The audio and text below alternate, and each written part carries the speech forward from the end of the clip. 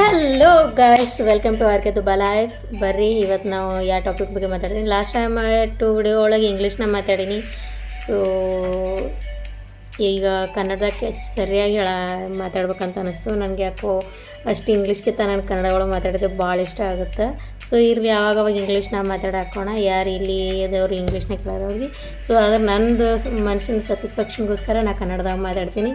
ಏನಿಲ್ಲ, ಲಾಸ್ಟ್ ವಿಡಿಯೋದಾಗ ನಾ ಹೇಳಿದ್ದೆ, ನೀವು ನಿಮ್ಮ ಮಕ್ಳಿಗೆ ಟಿಫಿನ್ ಬಾಕ್ಸ್ ಒಳಗೆ ಏನು ಪ್ಯಾಕ್ ಮಾಡ್ತೀರಿ ಅದು ಜಂಕ್ ಫುಡ್ ಆಮೇಲೆ ಆರ್ಟಿಫಿಷಿಯಲ್ ಫುಡ್ ಪ್ಯಾಕ್ ಮಾಡಬೇಡ್ರಿ. Home made food, healthy food, nutrition, calcium, protein ಇದು ಪ್ಯಾಕ್ ಮಾಡಿರಿ ಅಂತ ಹೇಳಿದ್ದೆ. ಸೊ ಆದಷ್ಟು ಔಟ್ಸೈಡ್ ಫುಡ್ ಅವಾಯ್ಡ್ ಮಾಡಿರಿ ಸ್ಪೆಷಲಿ ಅಂತ ಹೇಳಿದ್ದೆ. ಇವಾಗ ನೀವು ಜಂಕ್ ಫುಡ್ ಕೊಡಬಾರ್ದಂದ್ರೆ ಮನೆಯಲ್ಲಿ ನೀವು ಬ್ರೇಕ್ಫಾಸ್ಟ್ ಏನೇನು ಹೆಲ್ದಿ ಮಾಡ್ಬೋದು ಅಂತೇಳಿ ನಾನು ಹೇಳ್ತೀನಿ. ಫಸ್ಟ್ ಇಡ್ಲಿ, ದೋಸೆ, ಪೋಹಾ, ಉಪ್ಮಾ, ಆಮೇಲೆ ನೀವು ಇನ್ನೂ ಆದ್ರೂ ಟ್ರೈ ಮಾಡ್ಬೇಕಂದ್ರೆ ಖಿಚಡಿ, ಆಮೇಲೆ ಇದೆಲ್ಲ ಜಸ್ಟ್ ಈಸಿ ರೆಸಿಪಿ. ನೀವು ಪಡ್ಡು ಮಾಡ್ಬೋದು, ಮನೇಲಿ ಪಡ್ಡು ಮಾಡಿನೂ ಕಟ್ಬೋದು. ಆಮೇಲೆ ಇವಾಗ ಇದು ಪೊಟ್ಯಾಟೊ ಇರುತ್ತಲ್ಲ, ಆ ಪೊಟ್ಯಾಟೊನ ಚೆನ್ನಾಗಿ ಬಾಯ್ಲ್ ಮಾಡಿ ಚಪಾತಿ ಒಳಗೆ ಸ್ಟಫ್ ಮಾಡಿ ಆಲೂ ಪರಾಟ ಅಂತೇಳಿನೂ ಮಾಡ್ಕಟ್ಬೋದು. ಇಷ್ಟೆಲ್ಲ ಈಗ ಡೈಲಿ ಒಂದೊಂದು ಥರ ಈ ಥರ ಆಪ್ಷನ್ ಇದೆ.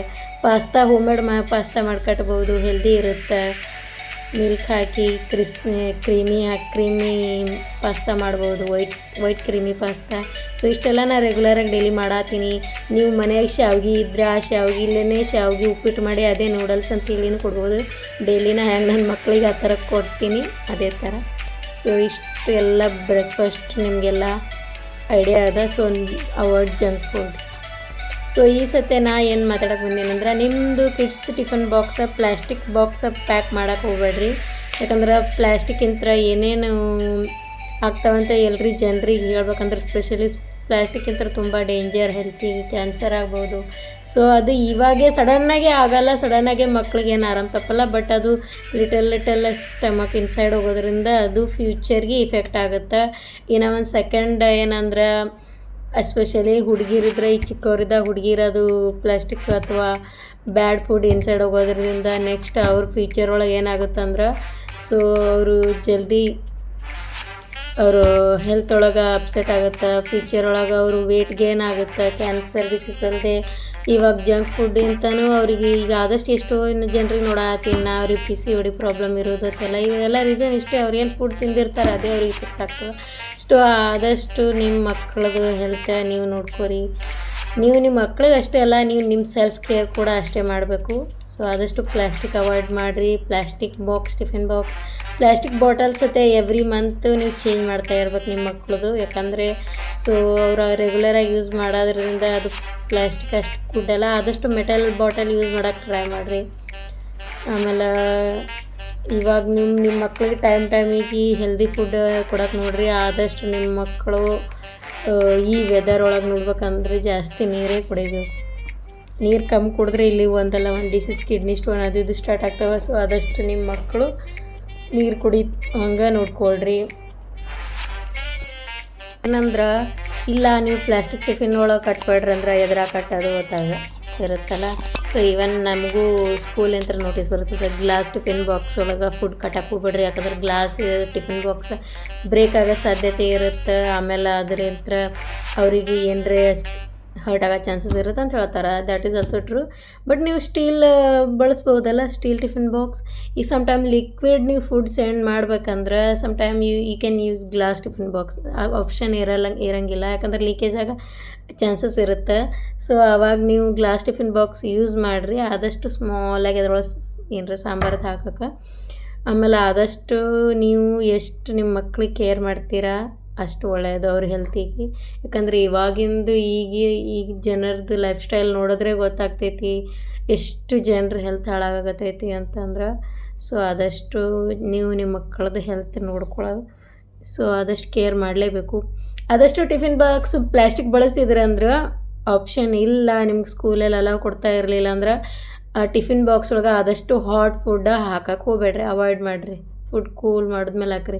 ಸೆಕೆಂಡ ಆ ಟಿಫಿನ್ ಬಾಕ್ಸ್ ಒಳಗೆ ಏನರ ಸ್ಕ್ರ್ಯಾಚಸ್ ಏನರ ಬಿದ್ದಿವಂದ್ರೆ ಅದು ಯೂಸ್ ಮಾಡೋಕೆ ಹೋಗ್ಬೇಡ್ರಿ, ರಿಪ್ಲೇಸ್ ಮಾಡಿರಿ, ಬೇರೆ ಟಿಫಿನ್ ಬಾಕ್ಸ ಯೂಸ್ ಮಾಡಿರಿ. ಸೊ ಅವಾಯ್ಡ್ ಮಾಡಿದ್ರೆ ಭಾಳ best tiffin box. Plastic use ಮಾಡಿದೆ ಸ್ಟೀಲ್ ಟಿಫಿನ್ ಬಾಕ್ಸು ಯೂಸ್ ಮಾಡೋದು. So sometime if no option only you can use every month you have to replace the new tiffin box. That's good. ಆಮೇಲೆ ಇನ್ನೊಂದು ಹೇಳ್ಬೇಕಂದ್ರೆ ಇವಾಗ plastic bottle use ಮಾಡ್ತಾರಲ್ಲ, so ಈಗ ಆಚೆ ಕಡೆಯಿಂದ ಕುಡಿಯೋಕ್ಕೆ, ಸೊ ಒನ್ ಟೈಮ್ ಕುಡಿದ್ಮೇಲೆ ಅದನ್ನು ಆ ಕ್ಯಾಪ್ ಇರುತ್ತಲ್ಲ ಅದು ಹಾಗೆ ಕ್ಲೋಸ್ ಮಾಡಿ ಬಿಸಾಕ್ಬಿಡಿ. ಆ ಕ್ಯಾಪನ್ನು ಸ್ವಲ್ಪ ಹಿಂಗೆ ಫೋಲ್ಡ್ ಮಾಡಿ ಇನ್ಸೈಡ್ ಹಾಕಿ ಒಳಗಡೆ ಬಾಟಲ್, ಆಮೇಲೆ ಥ್ರೋ ಮಾಡಿರಿ. ಸೊ ಅದನ್ನು ಇಷ್ಟು ಯಾವಾಗಲೂ ಫಾಲೋ ಮಾಡ್ತಾಯಿರಿ.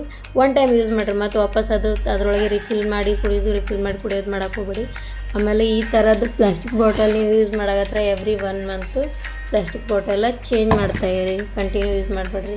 ಯಾಕಂದರೆ ಇಂಥ ಬಾಟಲ್ ನೀವು ಸಮ್ಟೈಮ್ ಆಚೆ ಕಡೆ ಹಾಟ್ ಬಿಸಿಲಲ್ಲಿ ತೊಗೊಂಡು ಹೋದಾಗ ಏನಾಗುತ್ತೆ ಅಂದರೆ ಭಾಳ ಓಲ್ಡಾಗಿ ಇದಾಗಿದೆ ಅಂದರೆ ಅದ್ರೊಳಗೆ ಸ್ಮಾಲಾಗಿ ಆ ಹೀಟಿಗೆ ಪ್ಲಾಸ್ಟಿಕ್ ವಾಟರ್ ಒಳಗೆ ರಿಲೀಸ್ ಆಗೋಕ್ಕೆ ಸ್ಟಾರ್ಟ್ ಆಗುತ್ತೆ, ಮೈಕ್ರೋ ಸ್ಮಾಲಾಗಿ. ಸೊ ಕೇರ್ ಮಾಡಿರಿ. ಇವಾಗ ಇಲ್ಲಿ ಸಮ್ಮರ್ ಹಾಲಿಡೇ ಸ್ಟಾರ್ಟ್ ಆಯಿತು.